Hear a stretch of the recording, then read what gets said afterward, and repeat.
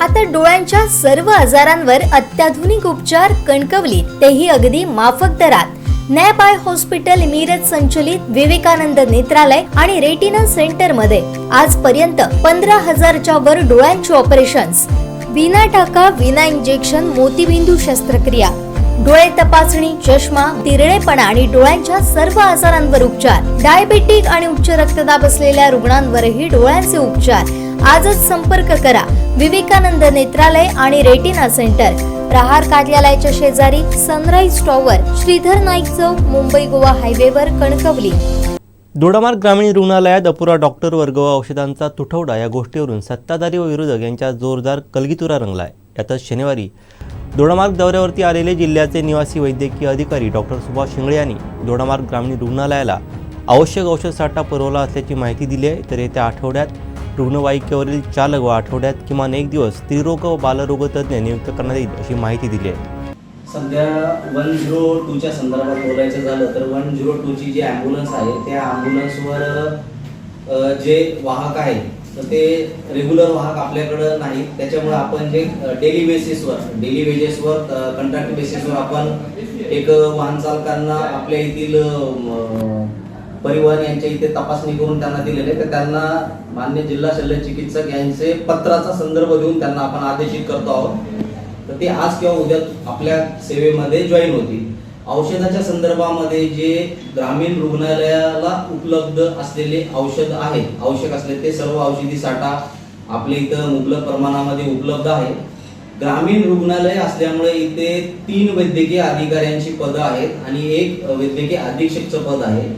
3 वैद्यकीय अधिकारी हे बॉन्डेड कॅन्डिडेट 3 आहेत आणि 1 रेग्युलर मेडिकल ऑफिसर आहेत. असे 3ही पदं भरलेली आहेत. जे वैद्यकीय अधीक्षकचं जे पद रिक्त आहे तर ते सावंतवाडीचे जे वैद्यकीय अधीक्षक आहेत त्यांच्याकडे आपण डॉक्टर आयवळे यांच्याकडे अतिरिक्त पदभार दिलेला आहे. तर ते दोन्हीकडचा कामकाज बघत आहे. रुग्ण सेवा हॅम्पर होणार नाही या दृष्टिकोनातून आपण जे स्पेशालिटीचे तज्ज्ञ डॉक्टर आहेत सावंतवाडीवरून, जे स्त्रीरोग तज्ज्ञ आहेत, बालरोग तज्ज्ञ आहेत, त्यांना आपण हप्त्यामधून 1 दिवस आपण त्यांचं रोटेशन तशी ऑर्डर आपण काढत आहोत. आणि नियमित वैद्यकीय अधीक्षक या ग्रामीण रुग्णालयाला भेटावा यासाठी आपण इथली जी वॅकन्सी पोझिशन आहे ती माननीय उपसंचालका मार्फत आपण कमिशनर यांच्याकडे दिलेली आहे. तर ते लवकरात लवकर पदं भरल्या जातील. पण ती बाब ही वरच्या स्तरावरची आहे. आपण जी सेवा हॅम्पर होणार नाही त्यासाठी आपल्या स्तरावरून आपण सावंतवाडीतून स्त्रीरोग तज्ज्ञ आणि बालरोग तज्ज्ञ आपण 1 दिवसासाठी डेप्यूट करत आहोत.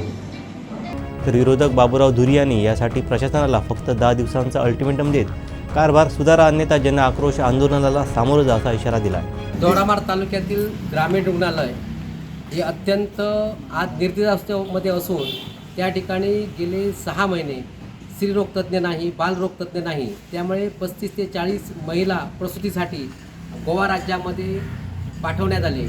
हे अत्यंत वाईट आणि अत्यंत लांछनास्पद गोष्ट आहे. ह्या संदर्भात आता या ठिकाणी जिल्ह्यावरून आलेल्या अधिकाऱ्यांची आम्ही चर्चा केली आणि त्यांना 10 दिवसाची मुदत दिलेली आहे की 102 गाडीवरती त्या ठिकाणी परमनंट ड्रायव्हर पाहिजे, त्या ठिकाणी क्लार्कची पोस्ट रिकामी आहे, त्या ठिकाणी पूर्ण वेळ क्लार्क पाहिजे.